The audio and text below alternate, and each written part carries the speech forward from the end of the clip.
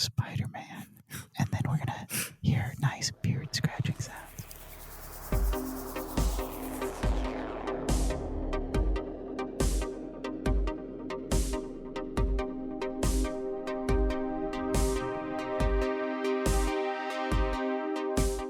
Hello and welcome to Egghead Anarchy. I am Alex. And I am Brian. And on this podcast, we talk about video games, movies, nerd news. And this week, Science. we have, also science. That's a good one. And this week. But not this week. Yeah, not this week. We're kind of off this week. We're very off this week. We spent so much time yesterday. We started about 6 and ended about like 3:30 in the morning. Oh God, yeah. We talked about it on last week's episode of the podcast, that we were going to try a kind of Let's Play series. Yeah. Where we take a look at some games, maybe talk a little bit about what makes them good games, and just generally have some fun with that. And we did that. We actually did that for like 4.5 hours at least. We were recording for 4.5 hours. We got 4.5 hours of audio, but no video. And no video, yeah. Because I drastically underestimated the amount of storage that uncompressed HD video requires. Yeah. Which is hilarious because we were doing Mega Man X. So why HD? Anyway, that's just hilarious to me. Yeah. So we ended up with no video because Camtasia ended up crashing before we could actually save any of the 4.5 hours that we recorded. And there was no way to do it because I only had 37 gigs of available storage on my laptop because I wasn't using my external hard drive because I didn't think I needed to. Yeah. Because that's how little I know about video recording. Didn't think about it, didn't check it part of the way through. We just had audio levels up so that way we could be watching our audio levels. Yep. But it turned out that was not the thing that we should have been concerned about, maybe. Not at all, yeah. I mean, to be fair though, like we were really into Mega Man X. Like we were hardcore doing that. Like, you know what I mean? It's a good fucking game. We got through most of the game. And that video is gone. We did get horribly stuck for a while, but that's fine. Yeah. Well, and you know what? I mean, like the upshot is, the good thing is we learned a lot. Alex is absolutely right. He came over at 6 and he was here till like 3:30 or 4, something like that. We got 4.5 hours of audio. The rest of the time was like setting things up and just all the like getting the emulators installed. We had to try, at least 3 different emulators before we got one that actually worked and a setup that worked. And we're doing emulators specifically because they're easier to do some recording with than actually setting up the system. We don't need any extra hardware, which makes it easier for us. And they also have features like being able to fast forward, which is helpful in some like long unskippable cutscenes and dialogue sections to kind of keep the pace moving along briskly. Yes. So we thought that was a good choice. Yeah. And just, I mean, the video quality is better too. Oh yeah. You know, like because so we ended up using OpenEMU, which is actually a kind of like a wrapper for a bunch of different emulators on OS 10, and it has a really nice collection of filters that you can apply to the video signal to clean it up, to make it look a specific way, and it works out really nicely. So the upshot is that we don't have anything as of right now, so we're going to come back and try this again, maybe in like a week or two. But soon we will have a series of Let's Play videos, and that's something that I know we're both really, really excited to do. Yeah. Because even like playing through Mega Man X, like I was saying last night, I actually got some ideas for the game that I'm working on now for Mega Man X because it's just such a well-designed game. Like, oh man, it's so good. Very much, very interesting playthrough. Too bad it's gone now. Yep. We'll pick up something else, probably not Mega Man X again. Yeah, that's a little bit too traumatic for now. And also, we just played it, so we'd just be looking at it going, hey, remember that thing that we said last time? Oh yeah, we sure did say that thing last time. Yep. So we'll pick up something different. Yeah. Good thing there's plenty of great games out there. Yeah. Hopefully we'll pick something that we're good at, maybe. Well, yeah, so I started playing today. I started playing Secret of Mana. Oh, Secret of Mana. That's the one that I was trying to say yesterday that has co-op. Really? That would be a lot of fun then. It might be like an hour and a half in before you unlock co-op. That still might be really good. Anyway, so enough about our almost exploits from yesterday. But just to give you a heads up, that's why we're a bit like loopy today and why actually making this episode is going to be a little bit more difficult for us than normal. Hopefully that ends up in some hilarity and some interesting stuff for you, and we will soldier on. We will find a way to fucking get through this thing. So with that said, let's get on to our first topic.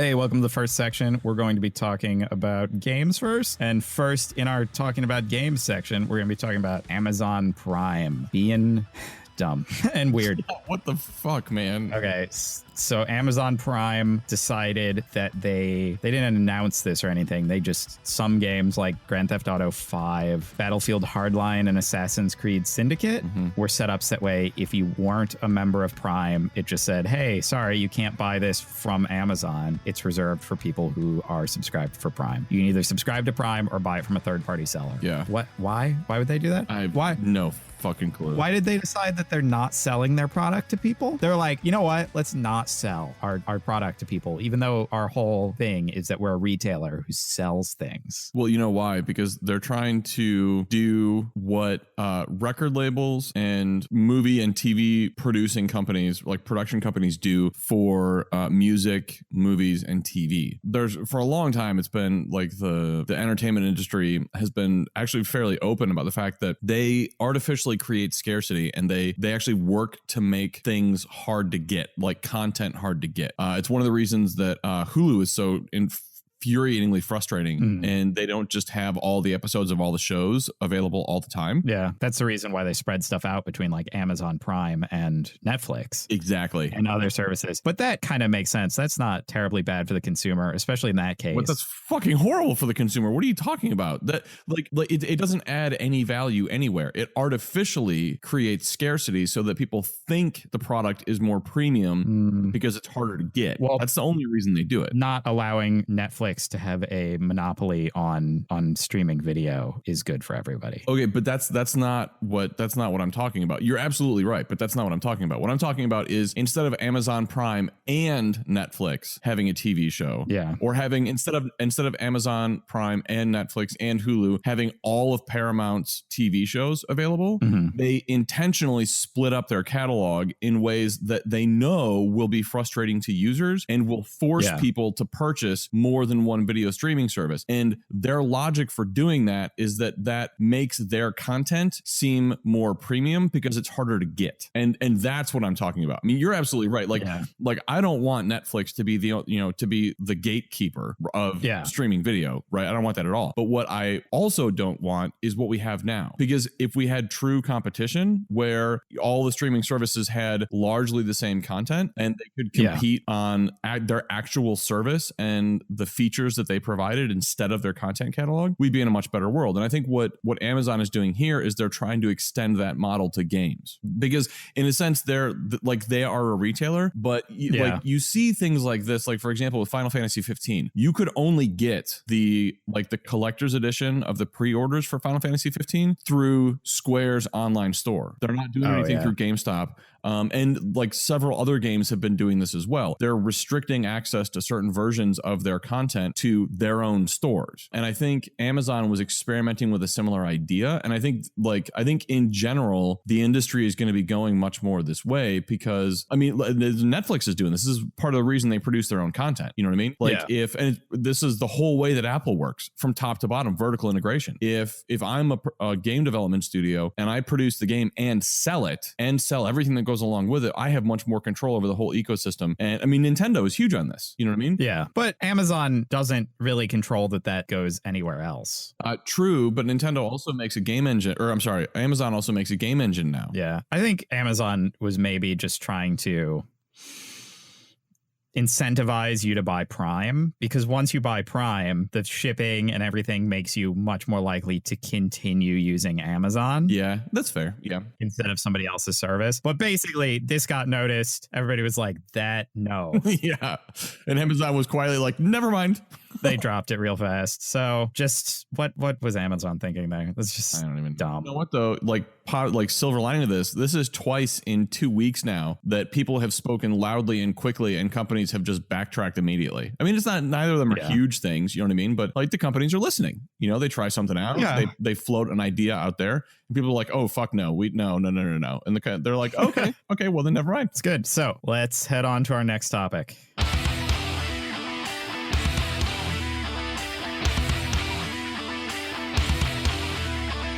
Okay, in this section, we're going to talk about the fun little topic of how developers are wage slaves. How Alex St. John posted an article on April 16th saying that developers are basically just whiny babies, and that we should be grateful that we get paid money to push a mouse around all day, and that's not hard work. See, I should have asked this before we started. Is he related to John St. John? I have no idea. Who is John? Who's John St. John? John St. John is the voice of, amongst other things, Duke Nukem. So he's a voice actor. Oh my goodness. Yeah. Interesting. Balls of steel. Probably not related. Sorry, go ahead. That's all right. So really quick, before we start talking about this, I would like to reference, and we'll provide a link in the show notes to this. So Alex St. John's daughter actually posted a response to his article on Wired. The article is by Amelia St. John, and it is titled, "I am Alex St. John's daughter, and he is wrong about women in tech." So we're not going to talk anything about women in tech, obviously, because neither of us are women in tech. But I would highly recommend reading that article because it's very, very good. It's an excellent response to his garbage. I would like to respond to a few specific things and just, I don't know, to some tonal things in the article. So the first issue that I have with this article in general is that it's written in a way and from a perspective that I see from a lot of people who are not developers talking about developers. And this even goes beyond non-developers talking about developers. I've seen this perspective and this approach from a lot of people who are very closed-minded. And in general, the frame of reference seems to be there's an assumption that's made, and then more assumptions are built on top of that core assumption. And then more assumptions are built on top of those mid-level assumptions. And that goes on for, I don't know, 7, 8, 10 levels. And then on the top of all of these assumptions, you have a statement being made. Someone makes a statement based on assumption, built on assumption, built on assumption, built on assumption, built on perception, none of which is verifiable or in any way objective, but these people treat their subjective statements and views and opinions as though they're fact. Yeah. And this is hugely frustrating to me because it almost always, the statements that they're making and the perspectives that they have are almost always insulting. And I find this very interesting. It's pretty rare to see someone make a bunch of assumptions, have assumptions on top of assumptions, and say something positive. I just think that's a very interesting pattern that I've seen. But specifically in this article. Yeah, what does he assert specifically in this article? So at a very high level, he asserts that developers are whiny babies. I think that's really a good way to summarize a lot of the very pointed insults that he shoots at developers, and that they're extremely lazy because they don't actually work. What they do is they push a mouse around a desk all day, and that's all that they do. That's the only type of work that he references in the article is pushing a mouse around. That sounds like somebody who has no idea what developers do. Exactly. And his logic is completely inconsistent because on one hand, he says that's all developers do, and then in the same article, he talks about how incredibly lucky developers are to be working, to have the best jobs in the world working in the video games industry. Which is ridiculous to just be like, you work around video games. That means you have the best job ever. Well, and to specifically say in one breath, your job is stupid and lazy. You push a mouse around all day long. And then in the next breath to say, you have the best job in the world. You shouldn't be complaining. That is not an argument. That is not something that you can say and expect people to take you seriously. What's disturbing on top of the fact that he's saying these things is the fact that he has authority in the games industry. He has authority to the extent that he writes for VentureBeat. He has authority to the extent that he has worked for many years for Wild Tangent, and he has been in a key position of power for many, many games throughout the years. And I don't think we've said what specifically is it that developers are being a whiny bitch over? Oh, I'm sorry, you said whiny baby.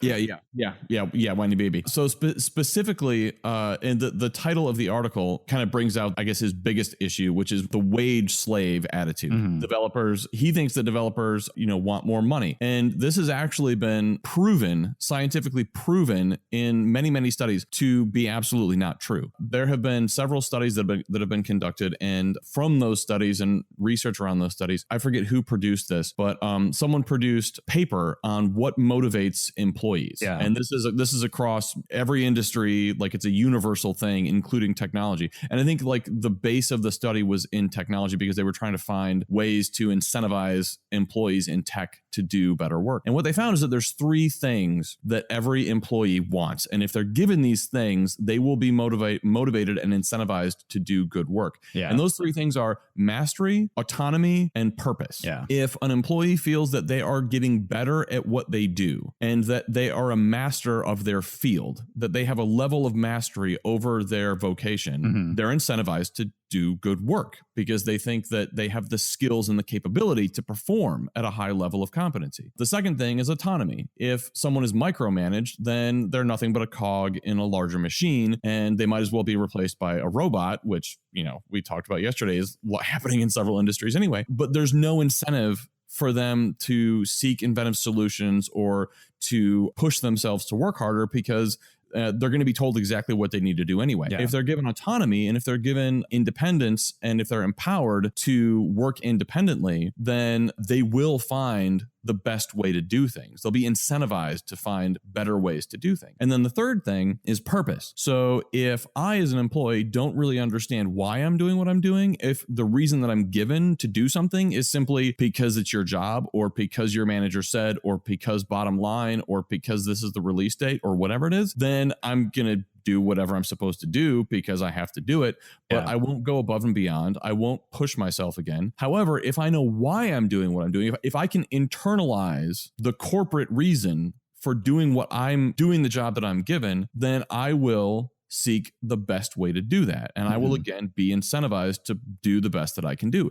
None of those 3 things have anything to do with money. And that's actually the big takeaway for corporations from this study and from this paper was that money is actually not that important to any employee who's going to be like, who's going to provide value. Yeah. I've read some stuff about that, but it's sort of like the studies that I've seen about that say that it is more like the amount of money that you give someone. Like if you give them variable money or money based on performance, they tend to perform worse than if you give them just an amount of money where they do not have to worry about money. Yeah, exactly. Yeah. Money is not an incentivizing factor. Yeah. Money only incentivizes someone to the extent that they can take care of all of their needs. Yeah. Beyond that, money is not an incentive. And especially if they're in a position where they will have enough money or they won't have enough money based on their performance is going to suffer a lot. Yes. Like anything that's just building a lot of crazy stress and making people unhappy is going to make them have a harder time with their job, which is why developers are upset because, you know, they have to work really, really long hours,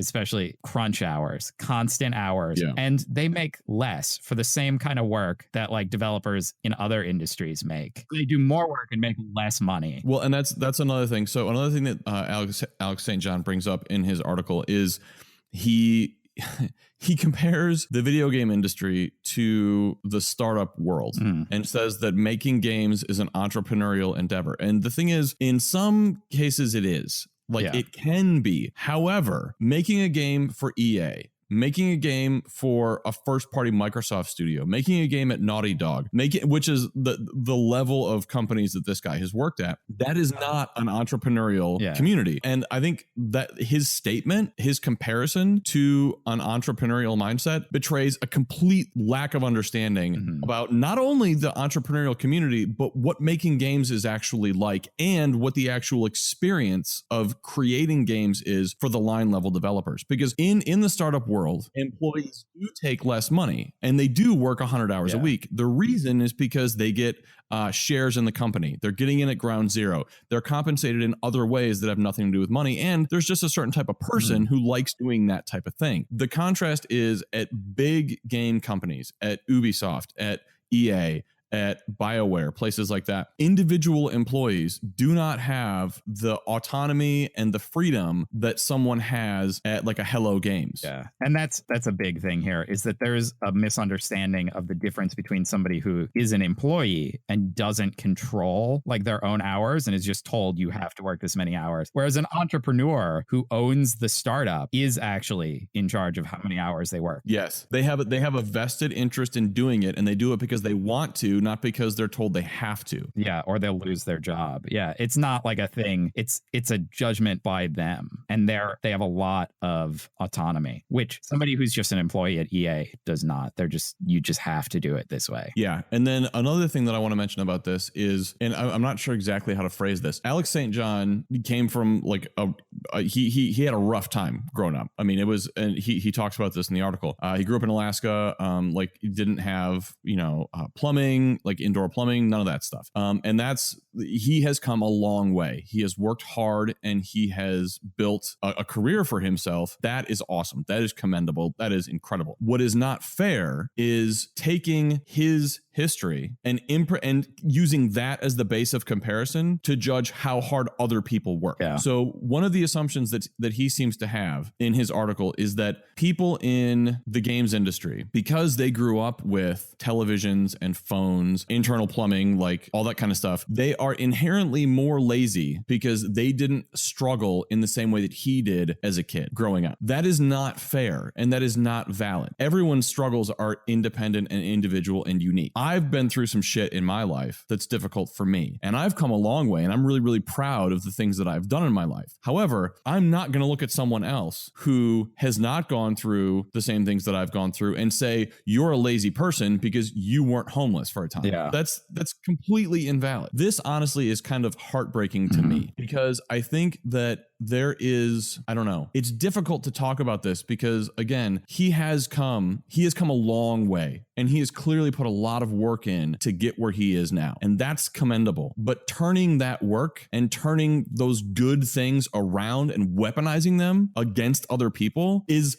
beyond heartbreaking. It would be heartbreaking if he didn't have any power and if this was just a personal problem that he had judging other people. But because he's in a position of power, it's not only heartbreaking, it's unfair, and it's actually harming other people's lives. He actually has told developers that have worked for him the things that he's written in this article, and to his shock and amazement, they didn't respond well to it. And that speaks to a level of disconnection with other human beings that I find baffling. I don't understand how he could think that he can say the things he says in this article to other people and have them not be insulted. Yeah. It's just like, you're like, hey, you're lazy because you want to have a reasonable life, like a comfortable life. You don't want to be a slave and do whatever the fuck everybody tells you to do. And that's kind of the thing. The thing about the wage slave thing is he's like, don't have this attitude, but that's very much on management. Like, you're not a wage slave. Like, the slave part is about not having control over your own work. Exactly. The way to prevent that is to make sure that your employees have control over their own work, and also that you're paying them enough that their main focus in life is not just only making sure that they have enough money. Yes.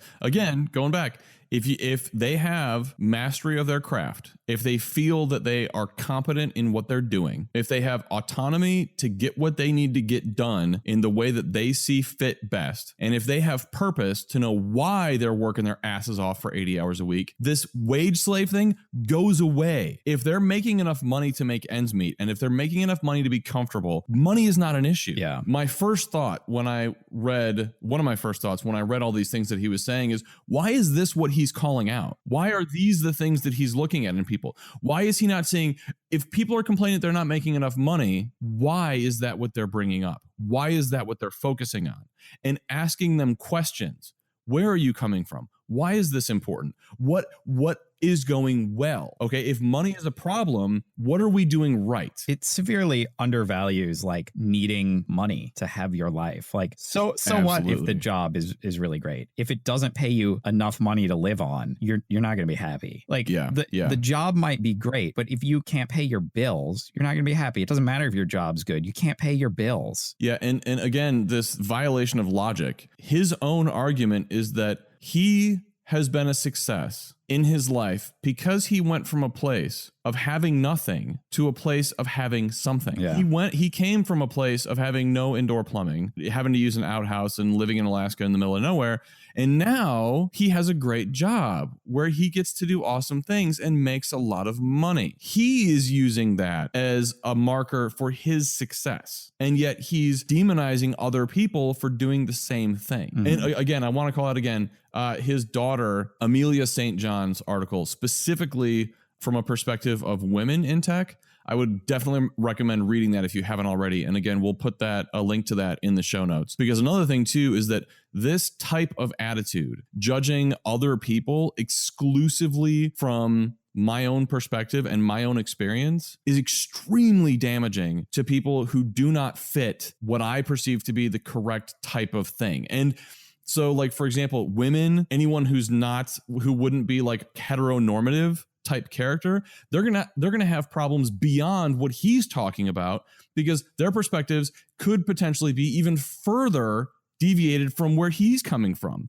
And if he's not even willing to listen to the predominantly white male world of developers, how much less likely will he be to listen to people who are less like him than the people who are coming to him saying that they're not making enough money? Yeah. If he's calling predominantly white male developers wage slaves, how much more afraid would non-white, non-male people be to talk to him? And that's what, like, that also scares me. Like, how many other people like this with this attitude are in positions of power in the game industry? So it's part of the reason that I'm working on a game. I'm going to create a company, and I'm not going to be like this. Yeah, you're going to be a good employer, not be shitty. That's right. Fucking be a decent human being and make good games, because you attract skilled employees who do good work. That's right. Because you're not a dumbass. Yeah. All right. So I think that's enough about that. Yeah. Don't be a douche. Respect people, because we're all people. All right. Moving on to the next topic.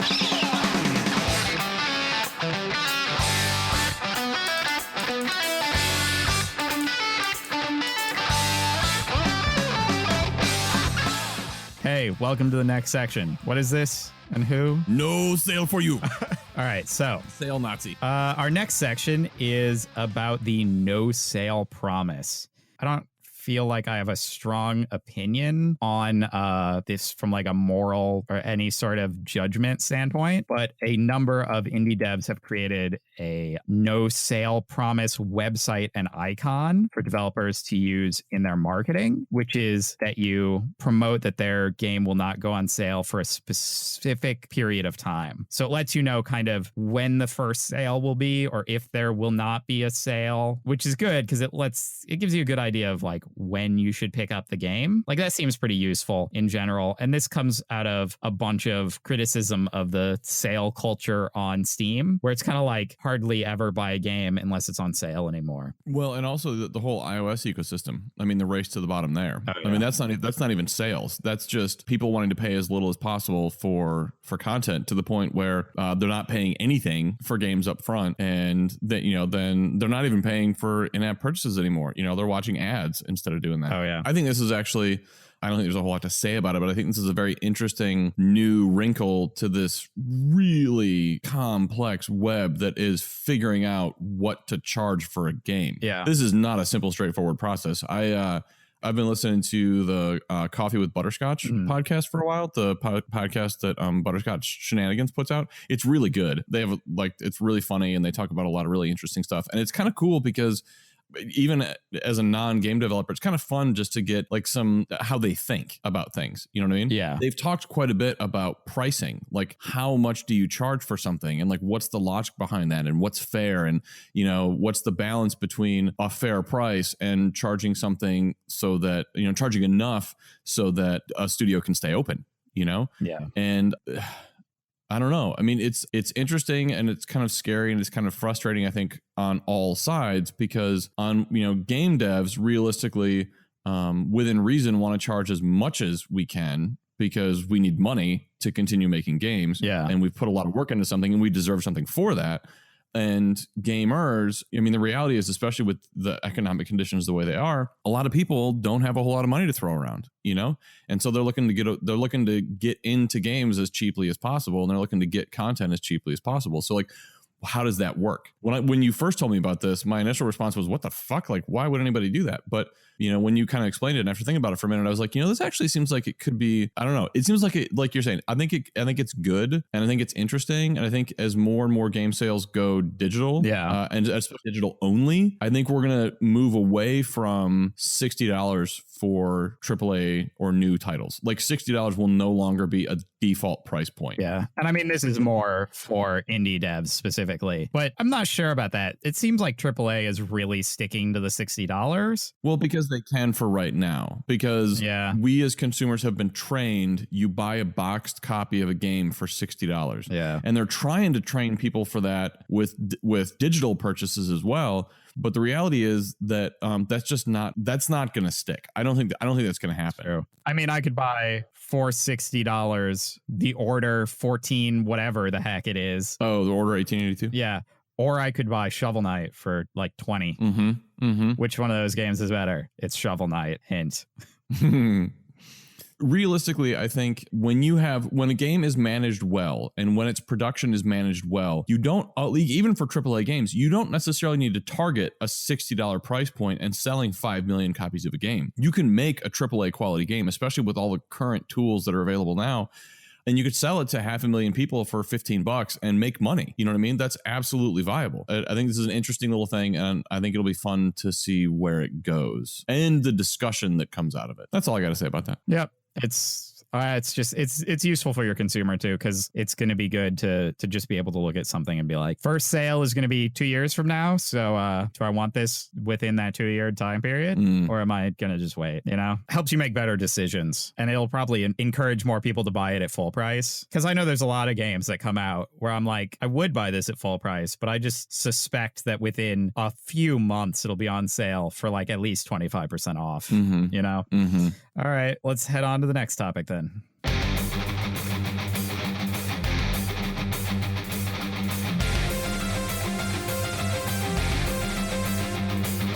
All right, so for our next topic, we're going to be talking about movies, and we're going to be talking about the fact that Inhumans has been bumped off of Marvel's release list. So it does not have a release date anymore. Very strange. Yeah, it seems like, well, Kevin Feige suggested recently that Spider-Man Homecoming and Ant-Man and the Wasp were what knocked it out of the release schedule, which is interesting. Especially Spider-Man Homecoming, which is now a joint Marvel-Sony venture. Yeah.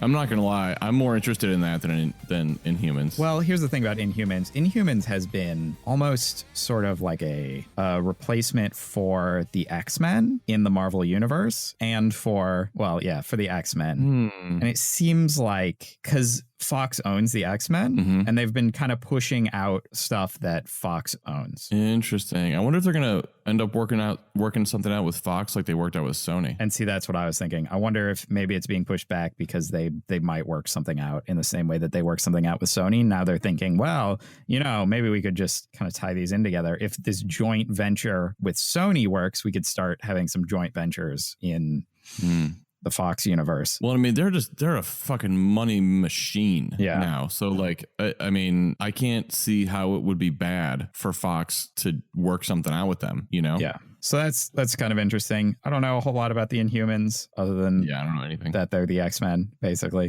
I mean, they're not the X-Men, but from a thematic point of view, they work a lot of the same angles as the X-Men. You wake up one day and you realize that you're an Inhuman, which means that you're like, you had some alien heritage, and so you're this weird superhero minority that maybe some people don't like. You know, it's kind of pushing a lot of the same buttons. So I guess my question would be, I don't know if you know this or not, like why? Like if Marvel already had X-Men, why would they need something else? Because I mean, this feels like just, you know, X-Men B class to me. Recently, it's been because somebody else owns the rights to this. So they've been able to big up this while kind of dropping down on the mutant stuff, because it lets them play with something that they can use however they want, that they're not restricted in using. Gotcha. Right. Well, because Fox actually owns the term mutant now. So like Marvel can't even use that. Okay, that makes sense. Well, they own the trademark mutant for films. Well, right, yeah. Because I mean, owning a trademark in a specific trade does not mean that no one can use it ever. Like, well, yeah, true, yeah. Yeah. So Marvel can still run, I'm sure, mutant comic books, just not films that use the word mutant. Interesting. And also, theoretically, maybe they can use the word mutant like within a film, as long as they're not trading under the term mutant, because it's a trademark. So it has to do with, like, it's not the same as copyright law or like patent law. Trademark is a distinct thing. Anyway, maybe Inhumans being bumped means that we're going to get a Marvel X-Men film sometime soon. And there was some talks maybe, and it sounded like this might just be random speculation that there might be a Spider-Man Deadpool crossover. That'd be pretty great. Oh my God, that would be awesome. And then if Spider-Man is crossing into the Marvel universe and then Spider-Man is crossing into the Fox universe through Deadpool, then they would be together anyway. So yeah. Although, I mean, Deadpool's a pretty wacky character. He could just be teleported into the Marvel universe, like by a freak science accident. Right. And they could be separate. And he could be like, wow, I'm in this movie now. That's weird. And I would be totally fine with that. I don't care how he got there as long as he got there. This is why DC needs to open up some of their characters who are genre aware. I can't think of any except for maybe Mr. Mixplix, Batmite, who are like ultra dimensional super beings. What? Yeah, Batmite is an enemy of Batman and Mr. Mixplix is an enemy of Superman, and they're both like super dimensional. They're kind of like Q from Star Trek, but in the comic book universe. They're kind of tricksters. They're not like necessarily totally super villainous. And then there's like Ambush Bug, but he's like super not like he's just a weird, super obscure character. So I don't know who they could pull for that, but who knows? And they probably won't because DC seems like they're trying to be more serious anyway. They don't need somebody breaking the fourth wall all the time. DC. Although there's probably enough room for that in the universe. So once they get out a couple more movies, they establish themselves, they can do something a little bit off. Anyway, let's move on to our next bit. Yes.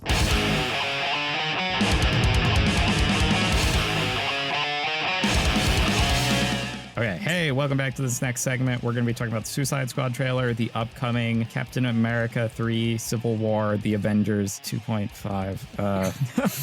The everyone get together and fight movie. Yeah, I find it kind of baffling that this is supposed to be a Captain America movie since it seems to have all of the cast of the Avengers in it. But I guess because they're not avenging together, it doesn't, I don't know. It seems weird. I think that's why they've been selling it more under just the title Civil War. I see that played out more than just Captain America 3. Yeah. Well, and it does seem like a very, in the movies anyway, it seems like a very Captain America story. You know what I mean? Like it's not, at least from what I've seen in the trailers. And the full disclosure, I didn't read the comic, so I don't know the story behind this. I did watch a review of it today from Jeff Kanata, and he says that the movie deviates quite a bit from the comic. Yeah. So it's quite a bit different. But even so, from what I've seen, like they're not fighting a supernatural enemy. You know what I mean? They're not fighting Hydra. They're not fighting anything like that. It's about you know, how are they overseen? You know what I mean? And that seems like a very Captain America thing. You know, like what's the right way? What's the just thing to do? Balance of power, all that kind of stuff. Yeah, that sounds interesting. I mean, that sounds pretty interesting. Oh man, it looks so good. Oh god, I'm so excited for it. I like the last Captain America movie a fair bit. We'll see about this one, but I think in general, I am less excited about Marvel movies than I was previously. What changed? Like why? Okay, so a couple of things. I think Marvel's been sticking to the same format a lot. And so there's a certain amount of like, yeah, it's a Marvel movie. It's like those other Marvel movies that I've seen. And I want to see some like branching out from them. And the other thing that made me kind of soured me to Marvel movies was Guardians of the Galaxy. Wait, but you said you're super excited for the second one. Yeah, I love Guardians of the Galaxy. It's one of my favorite films. Like, that's an amazing movie. And the reason it soured me to the other Marvel movies is because I liked the other Marvel movies. Then I saw Guardians of the Galaxy and I was like, oh, this is way better than those other ones. Like, I like this a lot more. This is kind of what I want to see. So what about it is better? It's a more interesting universe, I think, to me. It's more like the sci-fi setting, the like team of not like these kind of superhero characters. Like they're more like just pulp action hero characters, you know? Well, it's kind of like Marvel's version of Firefly. Yeah. And it's more science fiction. It's less superhero. It's more, I don't know. It's just, it's something that I like better as a setting. It's a little bit, still has like the stakes and but it, I'm not getting this out very well. What I'm hearing, and tell me if this is correct. What I'm hearing is it sounds like the One, they're not superheroes. They're people who, for like whatever internal reason, they decide to do all this stuff, but they're not superheroes. They're just regular people. And the universe, it's more of an adventure. Yeah. And it also sounds like maybe the sci-fi setting, like not necessarily being on Earth, like it's legitimately different. Yeah, you know what I mean. And like all the characters, maybe I don't know, maybe it sounds silly, but like they're visually interesting because they're just different. You know, they're blue and they have like all these, you know, green, and they have all these weird things all over them. And I know that's one of the reasons that I like sci-fi too, is that even beyond the things that like Guardians of the Galaxy explicitly shows you are different, there's just this sense that it's something not that I'm not used to. You know what I mean? Like even the incidental things. And like, for example, like some of the things that they just totally gloss over, like that colony that exists in the head of a dead god. Like, what? You know what I mean? That's cool. I mean, there's literally one line of dialogue about that, but it's like, that's fucking crazy. Like that idea is awesome. It also doesn't spend a whole lot of time on origin stories. Yeah. Which is where all of these superhero ones are like, let's tell the origin story. Here's the origin story. Here's everybody's origin story. Everybody gets a little bit of explanation about where they're from and what's up with them, but it's not the origin story of any one character. It's kind of the origin story of this team, but even then it's more like they're just kind of brought together by circumstance. It's not a destiny thing. It's not that their great power brings great responsibility, or, you know. Well, but that's not destiny either. I mean, that's I think it should be. I should reverse that, because Captain America kind of has the reverse of that, where it's like great responsibility brings great power. Like he's the best guy even before he's turned into Captain America, and that's why that works out. It's even sort of stated in some material that the reason the superhero serum is so hard to replicate is because part of what it does, and they say this in the movie, is it brings out who you are. So Captain America is the best. That's why it makes him the best. But how is that like fate? That's not fate. That's just him being a really good person. Yeah, but it's the world's being saved by this guy who is this supernatural really good person who got his powers because of. He's not a supernatural really good person though. He's a really good person who had absolutely zero reason to be. Yeah, who decided to be good anyway, and that goodness was seen by someone, and it wasn't fate. It was that he didn't give up. Like he kept going. Right. Yeah. He kept trying. He kept trying to enlist in different places. And it was his tenacity. It was his refusal to give up. And it was lots of like in what Captain America said in the movie, you know what I mean? Those were the reasons that the Doctor chose him. And I mean, I guess to some extent you could say that the fact that they met was fate, but I mean, that's just life. I mean, that happens all the time, every day. Sorry, I don't mean to like jump down your throat, but I just love Captain America, like as a character, especially the movie version of Captain America. I think the movie version of Captain America is pretty good, but I like to see a character who's not bad. Like he's in that place, and it's not in universe that he's supernatural before that, but in terms of writing, like he is absolutely beyond everybody else just from the word go. And it's not a matter of like working hard or anything. It's just, that's how he is, you know? Wait, Captain America? Captain America, yeah. It's absolutely a matter of working hard. Really? When do we see that in the film? And the whole, like, before he gets the superhero serum, literally every single thing he does. No. But his tenacity is a product of who he is, not because he worked hard. But that's all he does, is he works hard. That's all he does. Yeah, but that's what I'm saying. He does. He just works hard. Yeah. So yeah, I don't see how that's like, I don't see how that's bad. I think he's a person who refuses. And again, this is why I think I'm not saying it's bad. I'm saying it's a kind of superhero trope that I've seen a lot. Oh, I see. Okay, I see what you mean. And I'm happy to watch something that is not that. I got you. And especially since these movies have come out and they've been such a big part of all the blockbusters, where it's been like I'm feeling a little bit fatigued on the Marvel movie, I guess is what I'm saying. And that really started with Guardians of the Galaxy, where I was like, this is better. I like this more. Yeah, I guess I would feel that, except that I think there's been quite a bit of variety in the films. I'm not a big fan of Thor: The Dark World, to be totally honest. I think think that like with an extra half hour of footage, that movie would have been much better, but I thought it just moved way too fast for anything that happened to really carry much weight. But I thought that I thought that across all of the Marvel movies so far, I think there's been a really good range of silly, funny, kind of middle of the road, all the way to pretty damn dark. I mean, like the fact that they built up S.H.I.E.L.D. to be like this paragon of, defending the whole world and freedom and all this kind of stuff. And then you end up finding out in The Winter Soldier that no, they actually have been run by Hydra, like almost from the very beginning. And like everything that Captain America stood for was completely fake. And like it was all a facade. And he may have even actually contributed to Hydra, like gaining more power. And I mean, it just that whole idea. And then a lot of the things they didn't show about how the Winter Soldier became the Winter Soldier, like what they did to him. You know what I mean? Yeah. And that's one of the reasons that I'm interested to see, one of the things that I'm interested to see play out in Civil War. And then you've got things like, the relationship between all the Avengers is very strained. You know what I mean? Like Iron Man and Captain America have deep respect for each other and they really are friends. But I mean, Civil War is not coming out of nowhere. Like they've been at odds since they first met. It's just that they have a lot of respect for each other and they've, been on the same side of things for the most part. But that's another thing that I really respect is that Marvel has really stayed true to their visions for these characters over a long time and a lot of movies. Yeah, I think that Winter Soldier was a little bit of a break from the kind of standard fare. And it was, but I just, I had some other problems that I had with it, with the plot. And we've talked about this at length before. Yeah. But I don't know.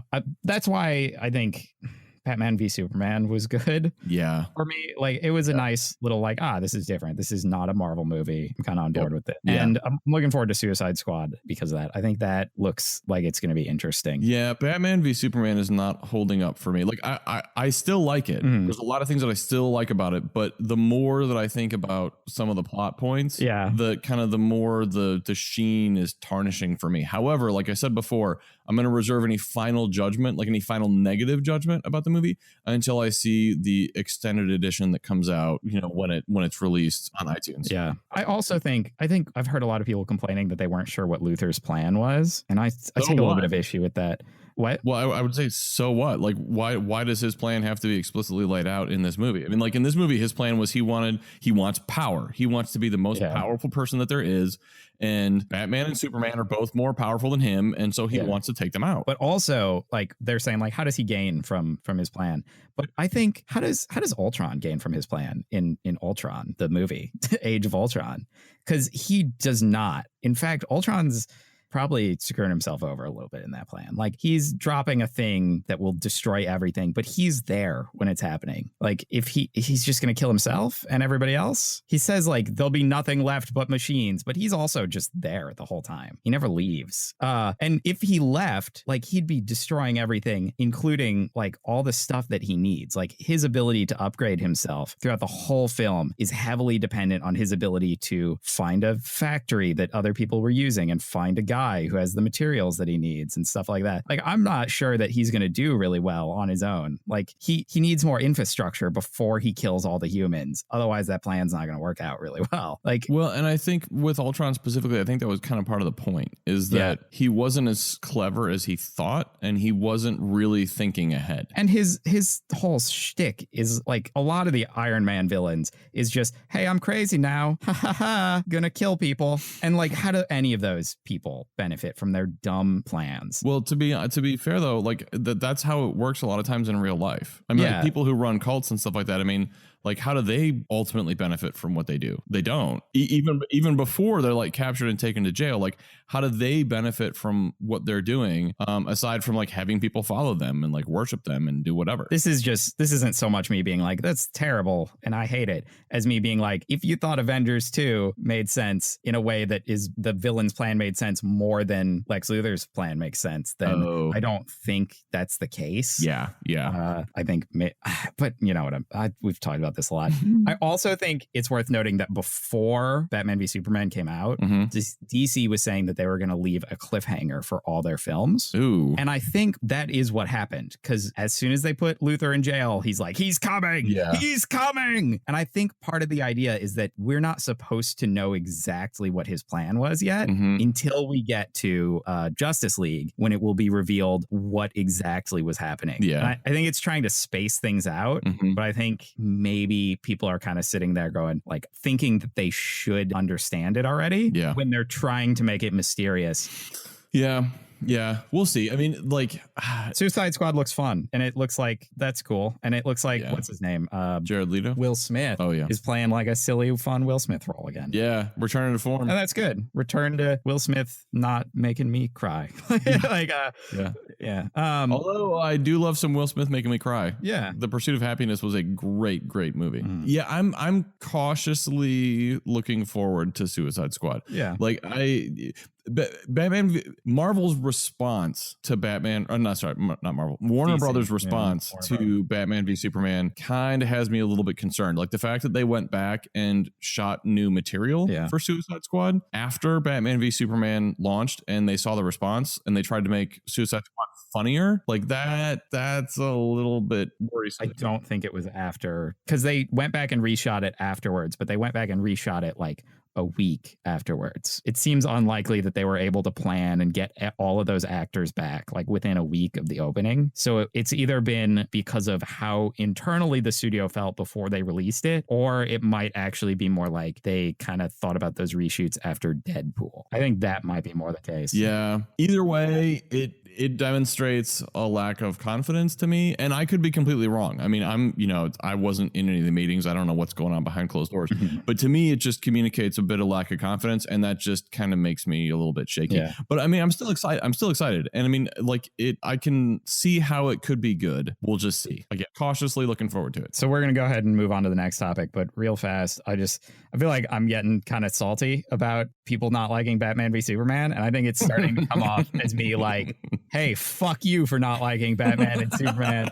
You liked that other movie that I didn't like as much as you did. And I'm sorry. God. I don't mean to be like that, guys. I'm going to try and just let this go. And maybe we just won't Batman anymore. Because I feel like I'm just getting too into it. It's not worth it. It's not, I don't even think I'm not even that attached to the movie. I just somehow am upset that other people didn't like it as much as me, I guess. I don't know. Sorry. Off, that's my point. Sorry. I'll shut up about it now. Moving on. And on to the next topic.